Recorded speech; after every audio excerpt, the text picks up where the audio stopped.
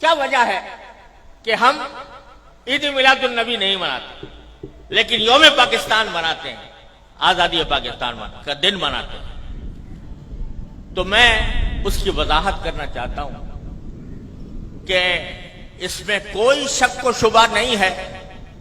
کہ اس کائنات کی تاریخ میں سب سے بڑا عظیم دن وہ تھا جس میں اللہ تبارک و تعالی نے اس کائنات کی ہدایت کے لیے جناب محمد رسول اللہ صلی اللہ علیہ وسلم کو مبعوث فرمایا۔ اس سے زیادہ عظیم دن انسانی تاریخ میں کوئی اور نہیں جس میں آپ تشریف لائے، لیکن آپ ہی کی تعلیمات اور آپ ہی کی سنت اور آپ کے جانثار صحابہ کرام کی سنت یہ ہے کہ انہوں نے کبھی نبی کریم سرور عالم صلی اللہ علیہ وسلم کا دن نہیں منایا، اور اس لیے نہیں منایا کہ اللہ تبارک و تعالی نے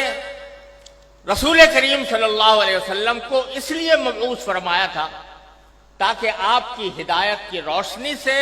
یہ کائنات منور ہو اور لوگ آپ کی تعلیمات کی اتباع اور پیروی کریں۔ آپ کی ذات والا صفات وہ ہر قسم کی رسمی کارروائیوں سے کہیں بالا تر ہے، اور حضرات صحابہ کرام جو آپ کی زندگی کے ایک سانس کے بدلے اپنی ساری زندگیاں نچھاور کر سکتے تھے، انہوں نے کبھی یہ دن نہیں منایا۔ جب انہوں نے جو کوئی چیز نہ منائی ہو اور انہوں نے اس سے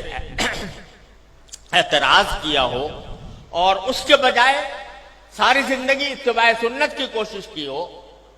اس کو اگر ہم منانا شروع کریں تو دین کے اندر ایک اضافہ ہوگا، دین کے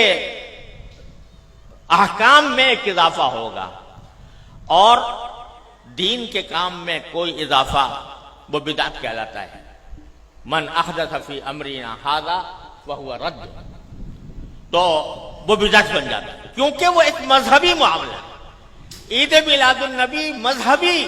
تقریب کے طور پر منائی جاتی ہے، مذہبی عید کے طور پر، عید کا نام اس کا رکھا گیا ہے، اور وہ مذہبی تقریب ہے، اور مذہبی تقریب اگر کوئی شخص مذہب کا حصہ سمجھ کر وہ بنائے گا تو دین میں ایک اضافہ ہوگا جس کا نام بدعت ہے۔ اس لیے ہمارے اکابر علماء کرام نے اس بنانے کا اہتمام نہیں کیا۔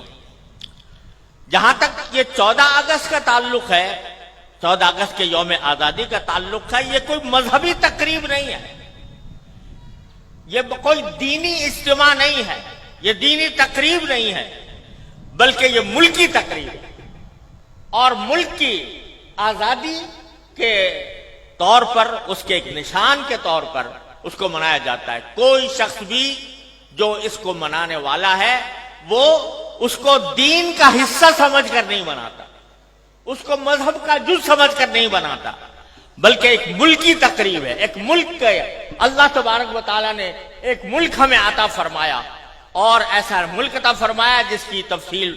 مولانا عزیز الرحمان صاحب نے بیان کی ہے، تو وہ ہم ایک ملک کی تقریب کے طور پر بناتے ہیں۔ بدعت اس وقت بنتی ہے کوئی چیز جو شریعت میں نہ ہو اور شریعت کا حصہ اس کو بنا دیا جائے، لیکن یہ کوئی شریعت کا حصہ نہیں، یہ کوئی دین کا کوئی دینی تقریب نہیں، دینی عید نہیں، دینی مذہب نہیں، دین کا کوئی مذہبی حصہ نہیں، لہذا یہ ایک ملکی تقریب ہے۔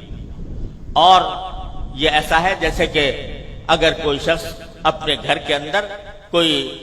کسی اپنے گھر کی تعمیر ہوئی اور اس تعمیر کے اوپر کوئی اجتماع کرے، کوئی دعوت کرے، تو یہ کوئی مذہب کی تقریب نہیں ہے، کوئی دین کی تقریب نہیں ہے۔